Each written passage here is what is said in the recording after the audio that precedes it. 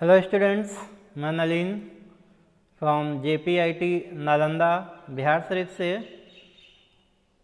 आप लोगों के लिए आज फिर अप्लाइड फिजिक्स 2 का वीडियो लेक्चर लेके आया हूं, जिसमें मैं रिफ्रैक्टिव इंडेक्स के बारे में पढ़ाऊंगा। तो चलिए देखते हैं क्या है रिफ्रैक्टिव इंडेक्स और फिर मैं सिलेबस को आगे बढ़ाते चलूँगा।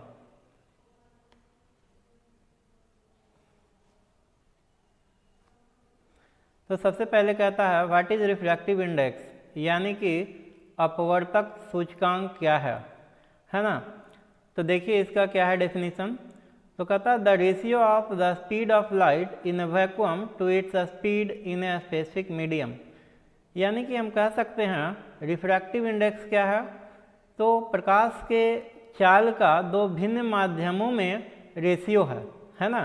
प्रकाश का चाल वैक्यूम में बटे प्रकाश का चाल वाटर में, है ना।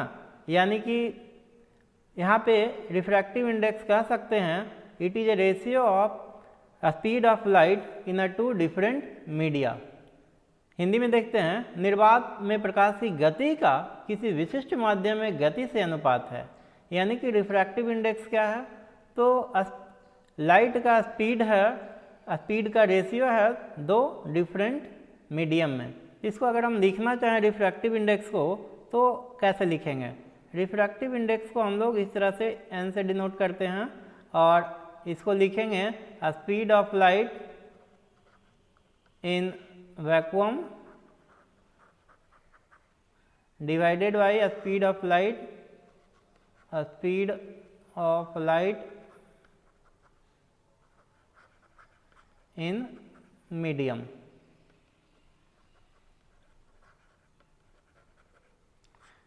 चलिए देखते हैं आगे क्या है रिफ्रैक्टिव इंडेक्स। कहता है refractive index is also referred to as a refraction index और इंडेक्स ऑफ रिफ्रैक्शन, यानी कि अपवर्तक सूचकांक को अपवर्तन सूचकांक या अपवर्तक सूचकांक भी कहा जाता है।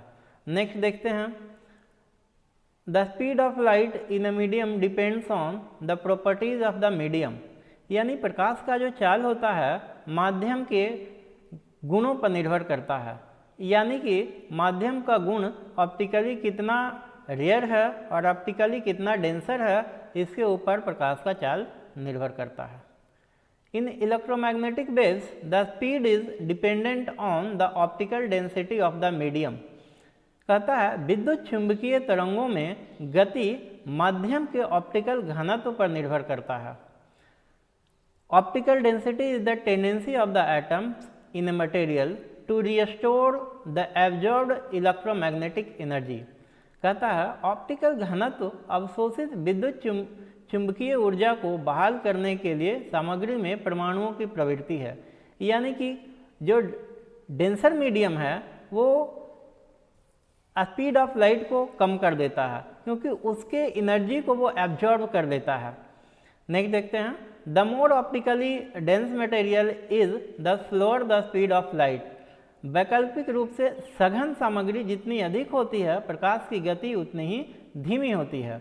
One such indicator of the optical density of a medium is the refractive index. किसी माध्यम के प्रकाशिक घनत्व का ऐसा ही एक संकेत अपवर्तनांक है, यानी कि किसी भी मीडियम के रिफ्रैक्टिव इंडेक्स से यह पता चलता है कि वह मीडियम ऑप्टिकली कितना रेयर है और ऑप्टिकली कितना डेंसर है।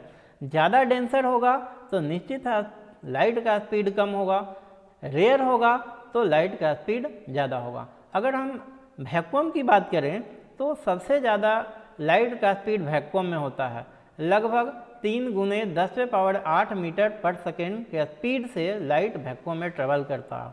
और अगर हम एयर में बात करें, हमारे एटमॉस्फेयर में बात करें तो स्पीड जो लाइट का स्पीड है उसे अप्रॉक्सीमेटली कुछ कम है, लेकिन 90% 100% वही है 3 × 10⁸ मीटर पर सेकेंड, उससे थोड़ा सा कम है, 0.01% का फैक्टर का डिफरेंस है। चलिए नेक्स्ट देखते हैं क्या है हम लोग को पढ़ना। नेक्स्ट है अपवर्तक सूचकांक सूत्र, यानी रिफ्रैक्टिव इंडेक्स फॉर्मूला। तो कहता है the refractive index is dimensionless, यानी कि जो अपवर्तनांक होता है आयामहीन होता है, इसमें किसी तरह का बीमा सूत्र हम नहीं लिख सकते हैं। क्यों? क्योंकि यह डिफाइंड है n = c/v से, जहाँ c जो है speed of light in A vacuum यानी प्रकाश का चाल है, speed of light in A vacuum, by speed of light in a medium. तो दोनों ही ये जो रेशियो है लाइट का स्पीड ही है इसमें। देखिए इसको ऐसे लिखिए, तो ऐसा लिखते हैं, एक मिनट, n = c/v है। तो c जो है speed of light in vacuum by speed of light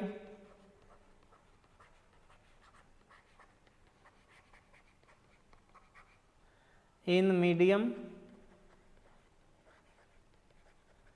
तो चूंकि यह जो रेशियो है दो स्पीड का रेशियो है, यानी कि दोनों का यूनिट क्या हो जाएगा, कैंसिल हो जाएगा। अगर हम ऊपर में भी लिखते हैं तो मीटर/सेकेंड रेशियो में, और नीचे भी लिखेंगे तो मीटर/सेकेंड। तो चूंकि दोनों का यूनिट कैंसिल हो जाएगा, इसलिए यह जो है यूनिटलेस क्वांटिटी है, यूनिटलेस और डायमेंशनलेस क्वांटिटी है। नेक्स्ट देखते हैं, it is a number that indicates the number of times slower then A light wave would be in the material that it is in A vacuum. यानी क्या होता है, यह एक संख्या है, अपवर्तक सूचकांक क्या है, एक संख्या है जो इंगित करती है कि निर्वात की तुलना में एक प्रकाश तरंग सामग्री में कितनी धीमी होगी। The refractive index represented by symbol n, refractive index को हम लोग इस तरह से n सिंबल से डिनोट करते हैं, ठीक है। Is the velocity of light in A vacuum divided by the velocity of light in a medium. क्या है रिफ्रैक्टिव इंडेक्स? तो कहता है एक माध्यम में प्रकाश के वेग से विभाजित किया जाता है, यानी कि प्रकाश का चाल वैक्यूम में बटे प्रकाश का चाल किसी मीडियम में। The formula of the refractive index is as follows, और फार्मूला इस तरह से आपको दिया गया, देख रहे होंगे फार्मूला, इस तरह से आपका ये फॉर्मूला है, n = c/v। चलिए नेक्स्ट स्लाइड में। नेक्स्ट स्लाइड है, ये जो अभी हम लोग पढ़े हैं n = c/v, इसमें सारे चीज़ों के बारे में इंफॉर्मेशन। n क्या है? तो अपवर्तनांक है। c क्या है? निर्वात में प्रकाश का वेग है, जो 3 × 10⁸ मीटर/सेकेंड। आप इंग्लिश में जो लिखा हुआ है इसको ध्यान दीजिएगा, यहाँ पे पावर जो है पावर के रूप में ये थोड़ा सा एरर है, ये हो जाएगा, इसको आप सही मानिएगा, 3 × 10⁸ मीटर/सेकेंड। भी किसी पदार्थ में प्रकाश का वेग है ना। Velocity of light in a medium, medium में आप वाटर ले सकते हैं, शीशे का ग्लास ले सकते हैं, टर्पेंटाइन का ऑयल ले सकते हैं, किरासिन ऑयल में हो सकता है वेग। तो डिफरेंट मीडियम में स्पीड जो है लाइट का स्पीड डिफरेंट होता है, उसको हम लोग कैलकुलेट कर सकते हैं। The vacuum has a refractive index of 1। कहता है निर्वात का अपवर्तनांक 1 होता है, यानी निर्वात का जो रिफ्रैक्टिव इंडेक्स है वो 1 है। चलिए, the refractive index of other material can be calculated from the above equation. किसी दूसरे मटेरियल का अगर हमको रिफ्रैक्टिव इंडेक्स निकालना हो तो हम इस फार्मूला का यूज करके, यानी n = c/v का यूज करके हम आसानी से निकाल सकते हैं किसी भी मटेरियल का रिफ्रैक्टिव इंडेक्स। नेक्स्ट देखिए हम लोग,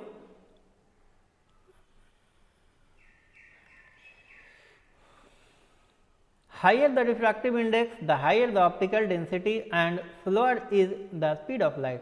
कहता है कि जिस माध्यम का रिफ्रैक्टिव इंडेक्स जितना अधिक होगा, प्रकाश की गति उतनी ही धीमी होगी, यानी ऑप्टिकली जितना डेंस होगा उतना ही स्पीड का लाइट फ्लो होते जाएगा। The table below leads the refractive index of different medium. नीचे एक डाटा दिया गया है, तालिका दिया गया है, जिसके माध्यम से भिन्न माध्यमों के अपवर्तनांक की सूचीबद्ध करेंगे। उसको हम लोग देखते हैं क्या दिया हुआ। तो सबसे पहले देखिए एयर है, यानी हवा का जो रिफ्रैक्टिव इंडेक्स है, देखिए पहला ऑप्शन है हवा। हवा का रिफ्रैक्टिव इंडेक्स 1.0003 है। आइस यानी कि बर्फ़ का रिफ्रैक्टिव इंडेक्स 1.31 है। पानी वाटर यानी पानी का 1.33 है। एल्कोहल का देखिए एल्कोहल यहाँ 1.36 है।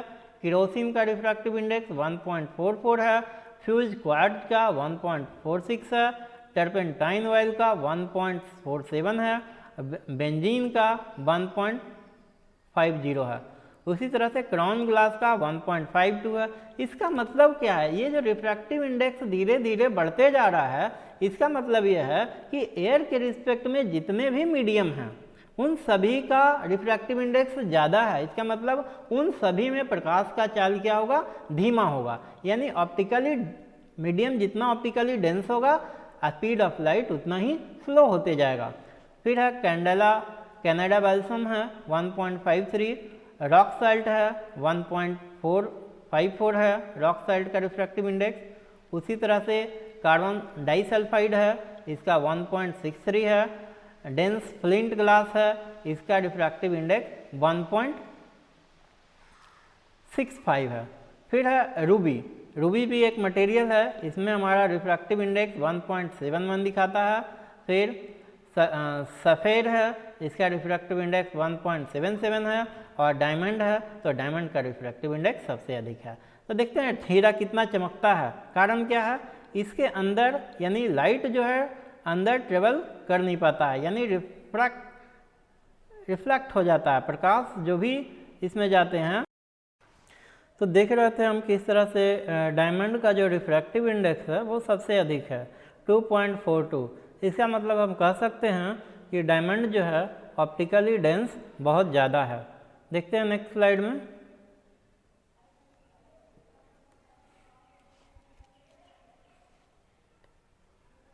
नेक्स्ट स्लाइड जो है आपका, उसमें हम लोग को characteristics of image form by plane mirror. क्योंकि अब हम लोग को सिलेबस आगे बढ़ाना है, इसलिए देखते हैं आगे प्लेन मिरर के बारे में।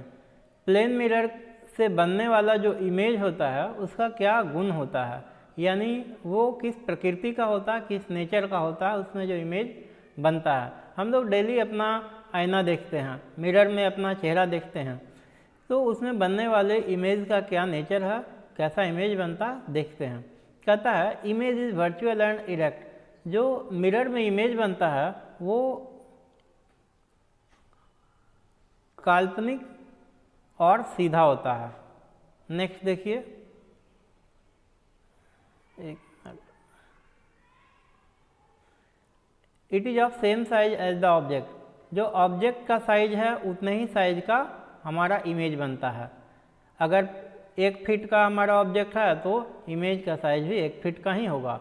It has the same distance as object to the mirror, यानी कि वह अब इमेज उतना ही दूरी पे बनता है जितने दूरी पे ऑब्जेक्ट को रखा जाता है।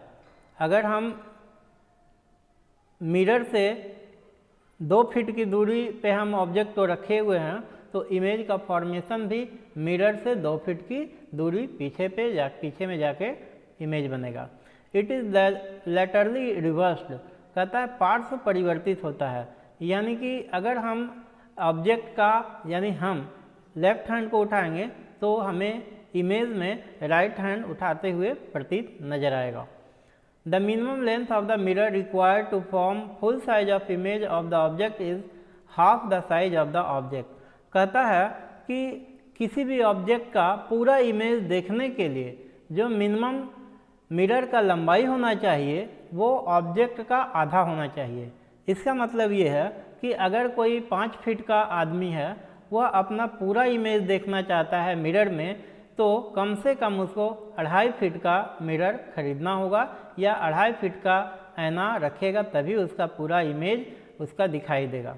चलिए नेक्स्ट देखते हैं। यहाँ देखिए इमेज फॉर्मेशन को दिखाया गया है प्लेन मिरर में। ये मेरा प्लेन मिरर है, यहाँ पे ये प्लेन मिरर है, ये मेरा ऑब्जेक्ट है इधर, और ये मेरा इमेज बना हुआ। देखिए सेम साइज का इमेज है, हाइट भी सेम है और सारा चीज़ सेम है, सिर्फ पार्ट्स परिवर्तित होता है। तो नेक्स्ट देखते हैं हम लोग स्फेरिकल मिरर। अब है गोलीय दर्पण। यानी गोलीय दर्पण क्या है और गोलीय दर्पण कितने प्रकार का होता है। अतः spherical mirrors are of 2 types and they are classified as follows, concave mirror और कन्वेक्स मिरर। गोलाकार दर्पण 2 प्रकार के होते हैं और इन्हें निम्नानुसार वर्गीकृत किया गया है, अवतल दर्पण और उत्तल दर्पण। नेक्स्ट देखते हैं, आपको नेक्स्ट स्लाइड में दिख रहा होगा कनकेव मिरर और कन्वेक्स मिरर। दोनों मिरर को देखिए, कनकेव जैसा कि नाम से ही पता चल रहा है, कनकेव मिरर वो इस तरह से होता है, यानी इसके जो रिफ्लेक्टिंग पार्ट होते हैं वो केव इस तरह से गड्ढानुमा, इधर जो है कलई किया हुआ रहता है, ये साइड कलर किया हुआ रहता है। देखिए फिगर में भी आपको यहाँ दिख रहा होगा, फिगर में ये पार्ट देखिए हार्ड सरफेस लिखा हुआ यानी कलर किया हुआ है। इसमें देखिए फोकल लेंथ है, ये एफ, ये डबल फोकस है, ये मेरा प्रिंसिपल एक्सिस है यहाँ से यहाँ, और लाइट जब भी आएगा तो इस साइड से, लेफ्ट साइड से इस पे इंसिडेंट होगा।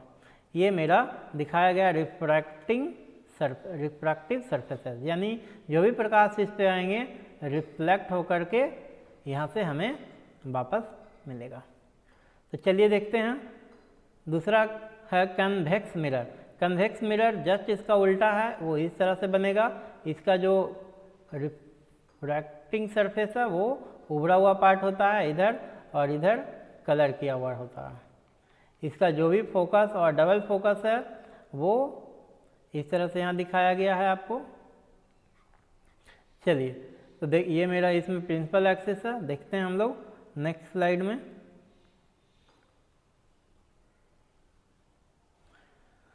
सम points related to a spherical mirror, यानी गोलीय दर्पण से संबंधित कुछ बिंदु, तो कुछ पॉइंट्स हैं, इंपॉर्टेंट पॉइंट्स हैं जिसको कि समझना बहुत इंपॉर्टेंट है। फर्स्ट ऑफ ऑल हम लोग देखते हैं सेंटर ऑफ कर्वेचर, यानी वक्रता केंद्र किसको कहते हैं। तो कहता है the point in the centre of the mirror that passes through the curve of the mirror and has the same tangent and curvature at the point, यानी दर्पण के केंद्र में वह बिंदु जो दर्पण के वक्र से होकर गुजरता है और उस बिंदु पर समान स्पर्श रेखा और वक्रता होती है, तो उसको हम लोग वक्रता केंद्र कहते हैं, यानी सेंटर ऑफ कर्वेचर कहते हैं। देखते हैं हम लोग फिगर में सेंटर ऑफ कर्वेचर को। देखिए सेंटर ऑफ कर्वेचर को अच्छे तरीके से फिगर में दिखाया गया है। This is my centre of curvature, ये सेंटर ऑफ कर्वेचर है, और ये देखिए इसको हम सी से डिनोट करते हैं, है ना। नेक्स्ट देखिए सेंटर ऑफ कर्वेचर के पहले ये फोकस है, और ये जो है मेरा, ये आपका दिख रहा होगा रेडियस ऑफ कर्वेचर है, यानी पोल से जो सेंटर ऑफ कर्वेचर के बीच का डिस्टेंस होता है वो रेडियस ऑफ कर्वेचर कहलाता है। और F इक्वल टू हम लोग जानते हैं क्या होता है, R/2, यानी फोकस लेंथ जो होता है रेडियस ऑफ कर्वेचर के आधे को कहते हैं। चलिए नेक्स्ट देखते हैं, next point radius of curvature. It is the linear distance between pole and the centre of curvature, यह ध्रुव और वक्रता केंद्र के बीच की रेखीय दूरी है। तो अभी हम लोग देख रहे थे इस फिगर में रेडियस ऑफ कर्वेचर, यानी पोल मेरा ये है, पोल से सेंटर के बीच का जो डिस्टेंस होता है, ये डिस्टेंस, इसको हम लोग रेडियस ऑफ कर्वेचर के नाम से जानते हैं। नेक्स्ट देखते हैं वक्रता त्रिज्या, यह ध्रुव और वक्रता केंद्र के बीच की रेखीय दूरी है। देखिए प्रिंसिपल एक्सिस, द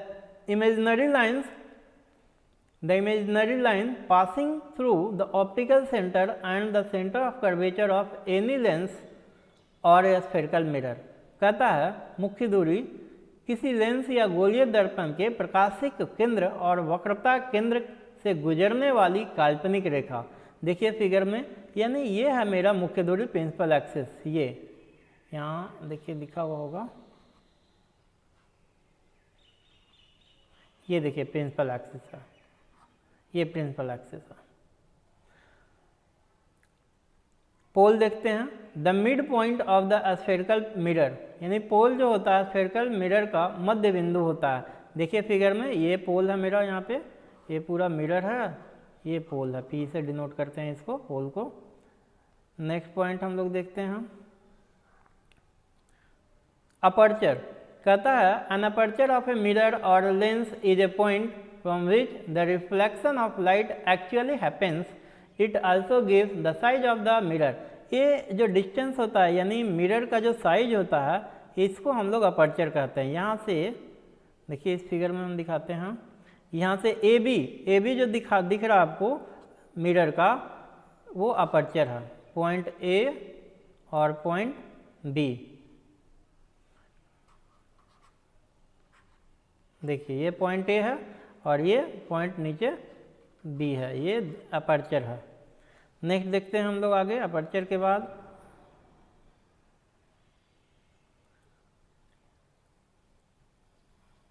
दर्पण या लेंस का छिद्र वह बिंदु है जहां से वास्तव में प्रकाश का परावर्तन होता है या दर्पण का आकार भी देता है, यानी कि इससे हम लोग अपर्चर मिरर के साइड को भी बताता है। देखते हैं principal focus. Principal focus can also be called focal point, यानी कि प्रधान फोकस को हम लोग फोकस पॉइंट भी कहते हैं। It's on the axis of a mirror or lens wherein rays of light parallel to the axis converge or appears to converge after reflection or refraction, यानी कि प्रिंसिपल फोकस वह बिंदु है जो मेन प्रिंसिपल एक्सिस पे होता है और प्रधान अक्ष के समानांतर आने वाली रेखा परावर्तन के बाद फोकस से होके जाता है या फोकस से जाता हुआ प्रतीत होता है। तो ये दोनों, चूंकि हम लोग दो तरह का गोलीय दर्पण पढ़ते हैं, एक कनकेव और दूसरा कन्वेक्स, तो दोनों के लिए ये चीज़ एक में एक्चुअली पास करता है और दूसरे में पास होता हुआ दिखाई देता है, यानी काल्पनिक होता है। इससे हम ये पॉइंट को लिखे हैं, अपीयर्स टू कन्वर्ज और converge, appear to converge after reflection और रिफ्रैक्शन। नेक्स्ट देखते हैं प्रधान फोकस। नेक्स्ट देखते हैं फोकस पॉइंट क्या है, यानी focus it's any given point where light rays parallel to the principal axis will converge after getting reflected from the mirror, या कोई भी दिया गया बिंदु है जहां मुख्य अक्ष के समानांतर प्रकाश की किरणें दर्पण से परावर्तित होने के बाद अभिसरित होती हैं। तो इस तरह से आज हम लोग इतना रिफ्रैक्टिव इंडेक्स और प्लेन मिरर के बारे में इंफॉर्मेशन लिए। इसके बाद हम लोग स्फेरिकल मिरर का जो कुछ पॉइंट था उसको हम लोग अध्ययन किए। बाकी हम लोग जो नेक्स्ट सिलेबस होगा वो नेक्स्ट वीडियो के माध्यम से पढ़ेंगे, और जो हमारा नेक्स्ट वीडियो होगा उसमें हम लोग image formation by spherical mirror को देखेंगे। तो थैंक यू, धन्यवाद। आज के लिए बस इतना ही।